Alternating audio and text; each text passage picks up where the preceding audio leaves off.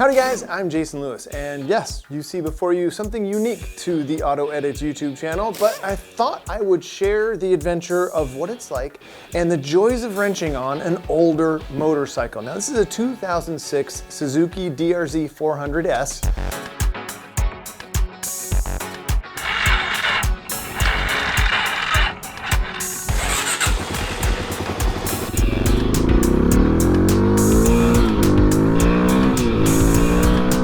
Yes, this particular model of bike is the industry foundation for the modern dual sport. It hasn't changed since 2000. It's just a remarkable old machine, and I'm stoked. I happened upon this 2006, has a little over 24,000 miles on it, and I got a pretty good deal on this one because of the fact that it's just a tired old bike. But I thought I'd take you guys with me and show you the process of how I analyze or assess this bike or a project when I first get it. I'll show you the thought process and then how the first go round through this thing amounted into a $350 pile of parts over there on my toolbox that will throw at this thing. But for now, let me show you a little bit about this bike. I also want this video to serve as a kind of buyer's guide for used motorcycles. If you follow this process, you should start your project off on the right foot. Hey buddy, how you doing? I know it stinks out here. Pinto likes motorcycles. This is my helper Pinto. So the first thing that you really want to do when you get an older bike that's going to be yours, safety stuff, is look for crash damage. Has it been dropped? Has it been wrecked? Now this one looks like it has actually just been dropped a few times. There's a few little scratches on the forks, but nothing up top here looks like it's been in a wreck. So I get on the bike, bounce on it, and you definitely want to grab a front brake, force it to, nosedive, listen for weird noises. And the point of this very first exercise is you just want to kind of get that visual and make sure there's nothing just obviously out of whack.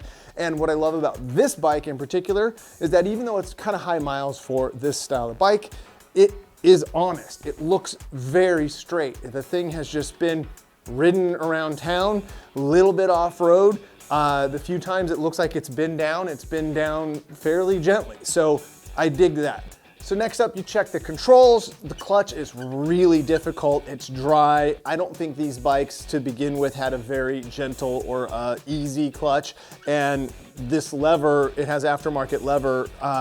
You can actually just hear it. It's just dry, binding. The clutch is rough. I've ridden the bike. It engages and disengages fine, but it's difficult, so we'll have to work on that. The brakes are actually awful on this thing. The brake fluid is dark, very dark in there. That just means it's old, tired, could be a little bit of moisture in there. So the brakes are a very easy thing to get a visual on to check, and that's why that's kind of first up on my list of things to do with the parts that I ordered. I ordered new rotors, because during my visual inspection of the rear brakes, I found that the rear rotor looks like it's the original rotor, and they've changed pads a time or two. So you could actually see the grooves where the pads have worn the rotor away so much. No good. And the rear brakes perform as such. They basically are an on-off switch. You either press them hard enough to where it just kind of locks the back tire, or they don't do much. And the fronts take a ton of effort to get this thing slowed. So first up, I ordered brake rotors. And I ordered, I'm gonna convert to stainless steel lines instead of these old tired rubber lines here, and pads. Last thing to pay attention to or look for while you're in the office here is everything with the forks, the triple clamps, and just make sure there's no binding, just all of that stuff. Just check that on an old bike. And this is definitely something that will wear over time, and this thing feels smooth as can be. And that's again one of those things where I'm like, even though it's tired, worn out, has a bunch of just parts that need replacing, there's not a lot of cobbled together or haggard things on it, and that's cool. Like with any old car, it's better, in my opinion, to deal with tired, worn out maintenance items rather than somebody's really poorly executed upgrades, right? So that's definitely something where this bike is, like, to me, home run. Jeez, it's just depositing whatever gas is in the fuel tank out the bottom here. So next up, what I check is the drive components. You know, you definitely want to look for leaks around the engine block, and this thing actually looks really good. Might have even had the head rebuilt at some point, not sure. It runs, we'll see in a minute, pretty much. Sounds good.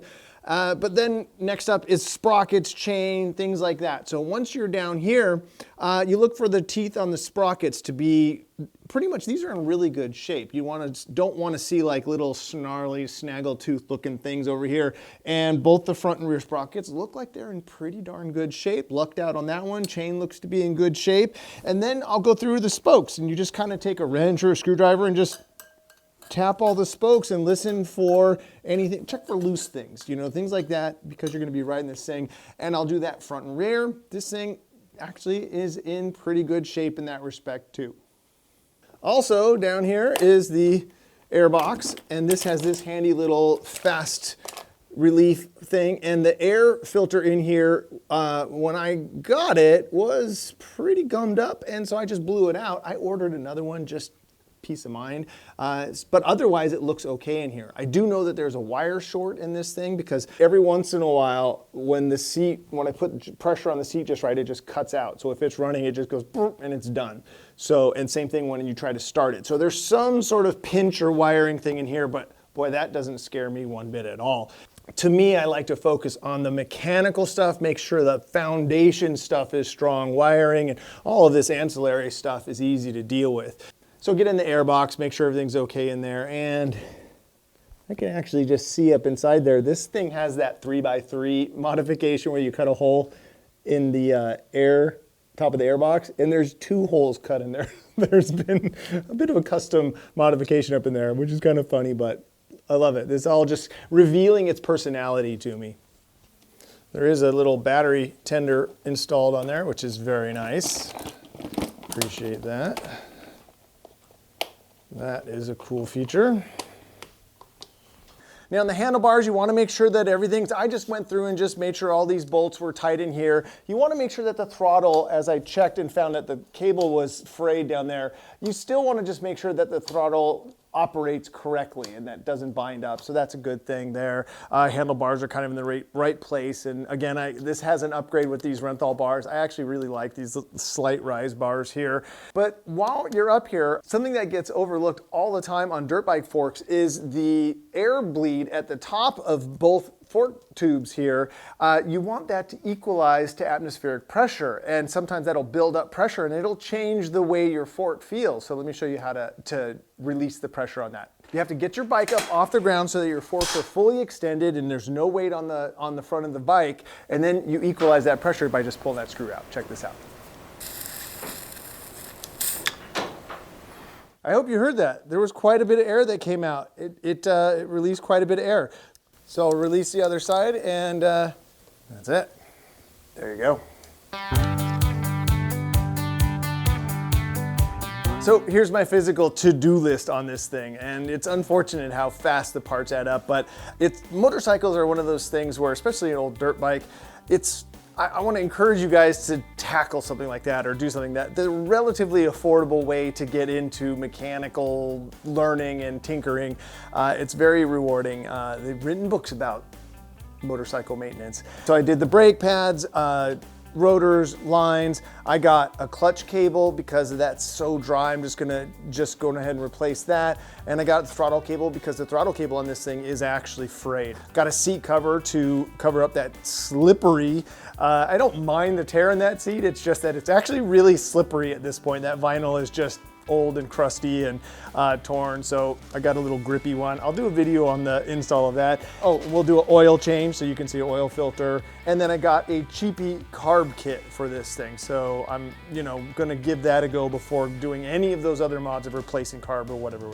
But this was the big splurge in my order. This was like 54 bucks, and it's a DRZ bolt and nut and bolt kit. And so inside here is a whole bunch of nuts and bolts, because my first initial pass on this thing, I found plenty of places where there's the wrong bolt replaced in where something got lost or one's missing. So this is gonna be a fun thing in my like meticulous brain to just have this to reference and get stuff to put on there. So that'll be fun, you'll see. And oh, check these out.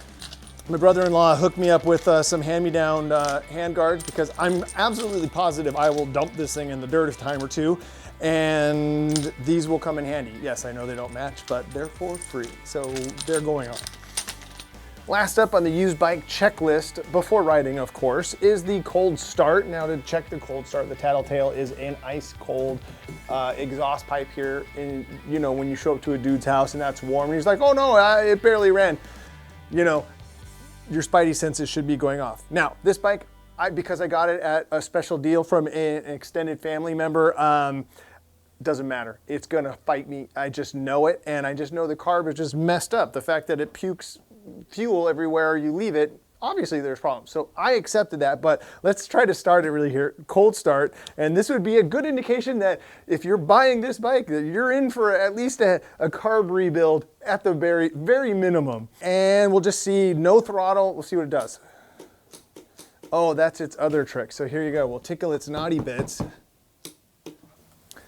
Now this is confusing to me because the headlight seems really bright for a no start condition like this. This is actually a new trick. Let's see if we can persuade it. So I have everything just kind of displayed out here as best I can. Voltage is showing 14.7 on the charger. Let's see what we got here. Neutral. Oh, it even started.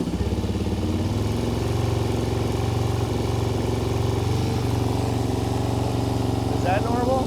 Since the bike was running, I thought, well, let's go for a ride. So I slapped my helmet on, put a couple of GoPros in position, and... All right, let's see if she'll start back up.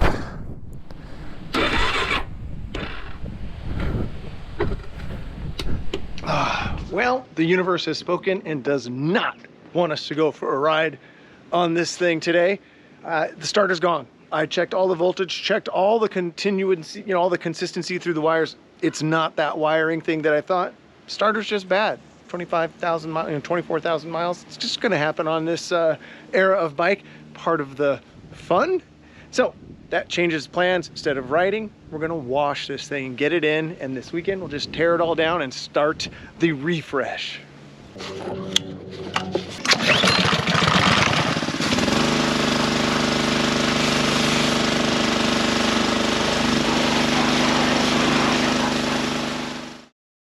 Hey, buddy.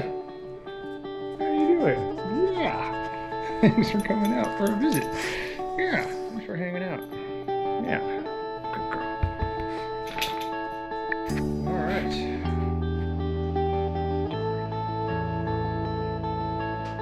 So yeah, this just happened. I did one of those while I'm here kind of things like I did on the Tahoe and blew the bike almost completely apart just to get at everything, clean everything, and just start the service. So I'm gonna dig into my pile of parts here.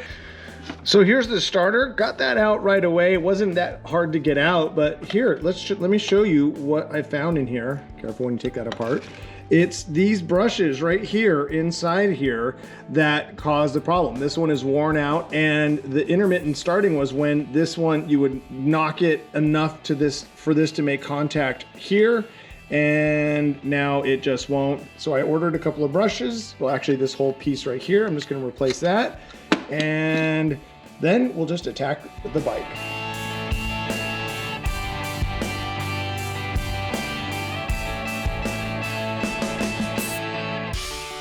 So it's not necessary to take the whole back subframe off to get at this stuff, but it was nice to be able to really assess all of this wiring and not find any of the things that I thought were causing problems and shorts and whatnot. Here, this right here is the kickstand bypass that the old owner did this to. I'm gonna probably change that and kind of make that a little bit more graceful looking. And then obviously carb went here, but what the ability of doing this to your rig is, you one, learn a lot about it once you're in here, And you get to clean places that don't get to see the light of day very often. So that's a very nice feeling for people like me anyway. And this is that thing about tinkering on motorcycles that I was talking about. It's just really fun in the sense that the size is so much more manageable. Sure, it looks complicated. There's lots of wires and screws and bolts, but keep your workspace organized like that. There's always online YouTube places and manuals to get just instructions or destructions to put it back together. And I got the NASCAR race going on over there and my dog hanging out, keeping me company. It's just a nice way to spend time keeping your brain busy and doing something somewhat productive. So get out and wrench on something, and why not a motorcycle? It's a little bit less expensive than cars generally. And look at it, it's all contained right here.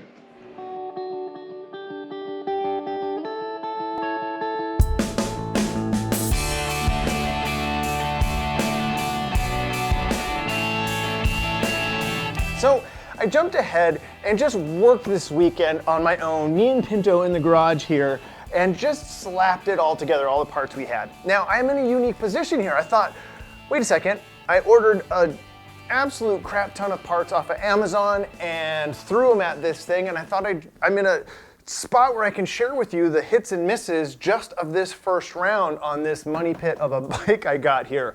So I'm gonna run through some of the hits first. The stainless steel brake lines, no duh, those are an amazing investment, a good addition to any, I've done it, I realize I've done it to every single vehicle I have. So it's just something that it just makes sense to me. Rubber lines are squishy, they break down over time. The stainless steel is just the way to go. So expensive, $50 per line, front and rear. So that's an investment. But man, the front brake has completely changed. We have the $50 flowered rotor in the front here and those cheapy carbon pads. I did a heat cycle like I do on my power stop brakes for my Jeep and the Tahoe and all that stuff. And I'm telling you, night and day transformation. That makes them legit. So to me, this bike stops front brake wise like a street bike. So huge, huge, huge improvement there. Let's go to the rear brakes, stainless steel line. The rotor, the same brand of rotor that I bought here for the rear that says rear, didn't work. It was the wrong size. Didn't even go on the hub in the back here. And that's kind of that thing that I'm now finding with Amazon is that even though they say these parts work on a DRZ400, hi, what do you want? Come here. Even though the parts may say DRZ400 in the description, I think they're just tagging any bike in the world because that rotor wasn't even close to fitting in the back there. So I went ahead and ordered another rotor. It just showed up today. I haven't slapped it on. But just Scotch brighting, brake cleaning, cleaning up that rear rotor, putting it all together, and putting the stainless steel line on made a huge difference in the rear. It's at least now not just stomp on it, have hardly anything, and then lock it up. What? You're gonna get all talk, what, are you gonna talk back about something? What?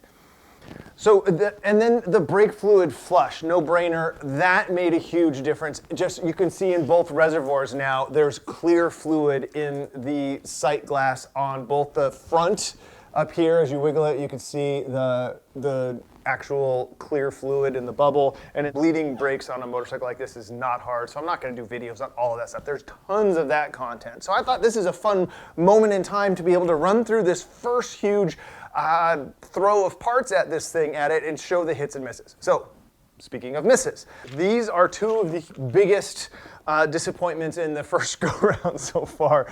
And the carb rebuild kit, absolute junk. Let me see what brand this is so I can warn you. Like, I think when I'll do in the description, I'll put a list. Let's see, the Tekdal carburetor rebuild kit says right there on it, DRZ400 new. This is not for this car. I mean, it is so stereotypically the weirdest mixture of parts that look like they should go to this. So yes, when you dump this out on the tray and then take your carb apart and put all the pieces next to each other, they all look similar, but they're not, they don't fit, they don't work in here. And there were some crucial pieces in there. There, go ahead, take it, good girl. I needed like rubber gaskets that were just disintegrated, and I had to just make it work. So I actually don't feel real good that we did any real help on the carburetor here. And then the other miss in this big department was this bolt kit that I had high hopes of investing $54 into this thing. Hear how much is left in there, and I put the bike back together. I used like a washer and one bolt. This was an absolute complete waste of money. The bolts that are in here are not the normal stuff. Like I was hoping it was going to be these bolts, the bolts that hold the plastics on, and these frame bolts down here. No, don't waste your money on the bolt kit. Back to the hits over here, the idle air extended screw here where you like drill the little plug out, pull that out. There's videos on that. I just wanted to get this done. And then you put this extended little screw down in here to be able to adjust that. Bring it here. Come here. Good girl. Can I have it? Look at this. She even just tore the edge off of the box. This actually made this almost worth it. Just that alone, that Pinto got this much enjoyment. Other than that, complete waste of money. You want it back? All right, don't choke on any of that, all right? Don't eat it. So the idle air screw was a wonderful little adjustment, being able to dial in the idle. We'll start it up in a minute, and of course, it'll prove me wrong, because this bike seems to have a bit of a curse to it. I take that back. It doesn't have a curse to it. It's got character. So let's see. Starter, fixed that. That was easy. The Amazon parts came literally. That's why I just thrashed on it this weekend to get it running again. So that was a super duper easy one. All right, what else did we do in here? I put a chain roller down inside here that just was missing, so I just added that on. That's just a nice peace of mind thing. And if you guys know me, I cleaned up the wiring and tidied everything up back inside here. Nothing really exciting there, but just because of me, I like that. Another miss was the aftermarket petcock. I don't know how you're supposed to say that. I went ahead and bought one of those ones that, again, says it's for the DRZ400, but it doesn't fit this way. You would have to get some sort of extension to get that on there, so I reversed it for the time being, so it's like really in an awkward spot to actually get to operate, but for the moment it's in. And so now I have it. It's just I have an actual off switch instead of running off of a vacuum.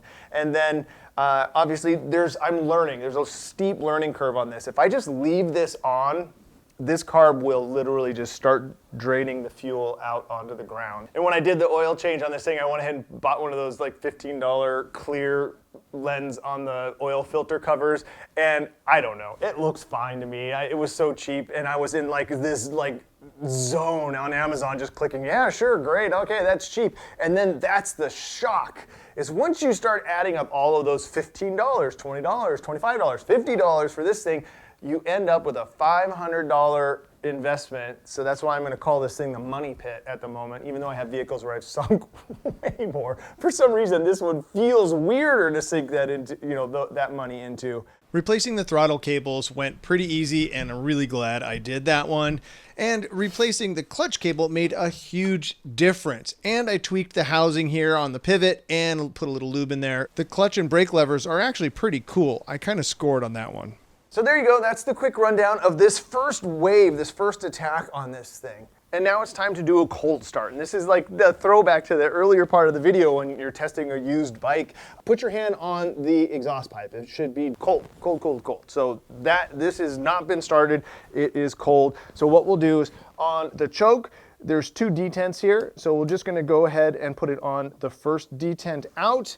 We'll go in here on the fuel valve and open that thing up. See the fuel go down the line, fill the bowl. We'll go on and we'll just see if it starts.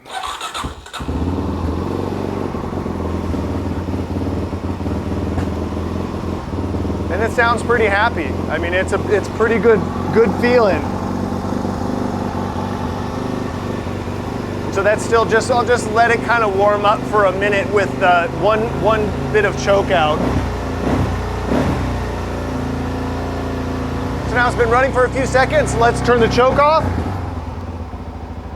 And you hear that? It settles into what I call a low confident idle. And this is what I've been missing on this thing so far. And this is just the one nice thing about what we've done, at least to this point.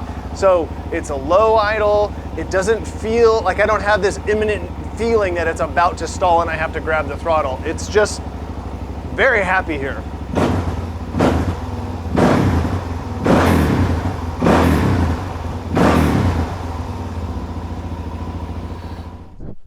Oh, all right, let's try this again.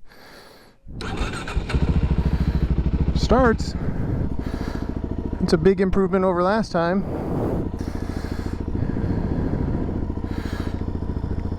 My first time doing this motorcycle vlogging, so bear with me, guys. All right, let's have some fun.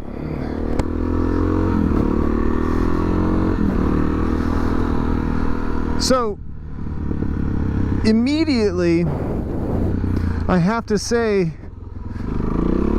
I get it. These bikes are unbelievably fun.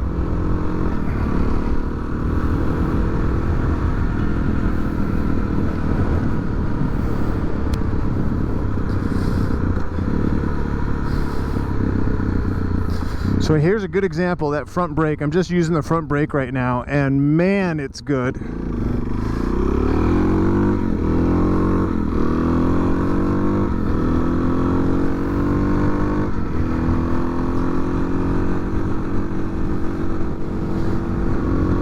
Wow, this bike is nice.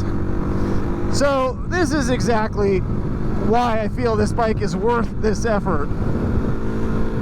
We're not going to go in the dirt today because it's just muddy and you're going to lose light pretty quick. The sun's going down over there. But boy, it feels good to get out on two wheels out here.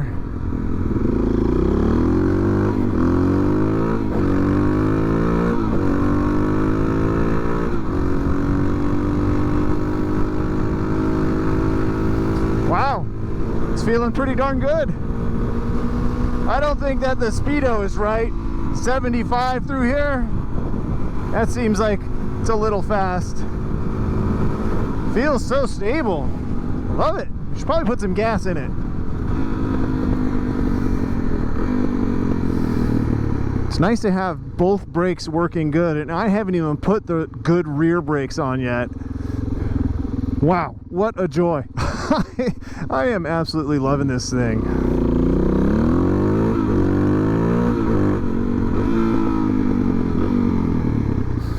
Gosh, it's so sporty. I think it's just an absolute hoot. Let's put the good stuff in. All right.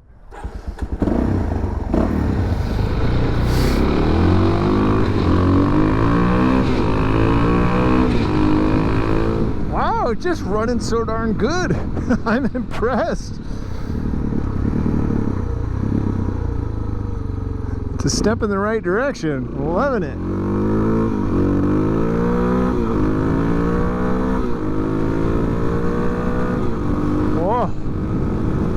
What a beautiful afternoon. For these streets being so, like, kind of just that in-between greasy slick, this thing's pretty sure-footed, especially on these older tires.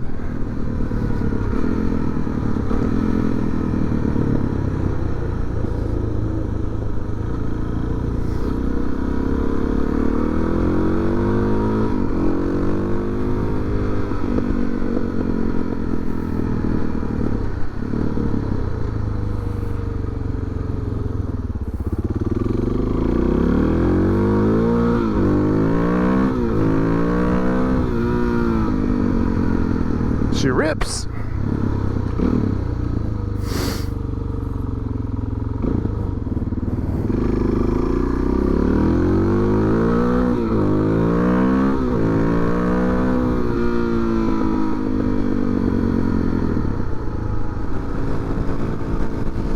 Just rips along. Here we are. It says we're going 67.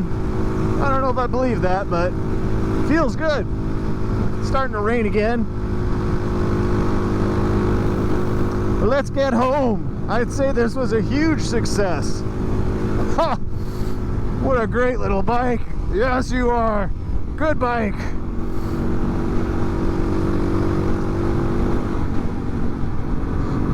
Open says me.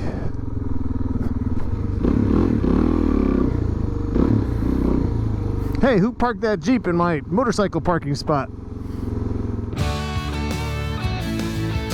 So there it is, my introductory video into medium old motorcycles, how-tos, and a quick rip on the new DRZ400 in the AutoEdits garage. Thanks for coming along for this one. Hope you got something out of this, and let me know if you want to see any more, and if you have any suggestions for this thing. You DRZ400 people, I love this community. It helps me learn, and then I can pass more information on to you guys. But for now, I think major 2 thumbs up on the first test drive. After getting a first wave of stuff at it, I'll throw that rear brake on and just kind of start dialing in and tweaking other things on this thing. And don't forget, I have Jeep and Tahoe stuff coming up as well. I just was, you know, the deal was too good on this one to pass up, and I'm glad I did. That whole zen in the art of motorcycle maintenance is just good for the soul. So I want to encourage someone to get out there and give something like this a try. Thank you guys so much for watching. Until next time, enjoy your ride. Whew, okay.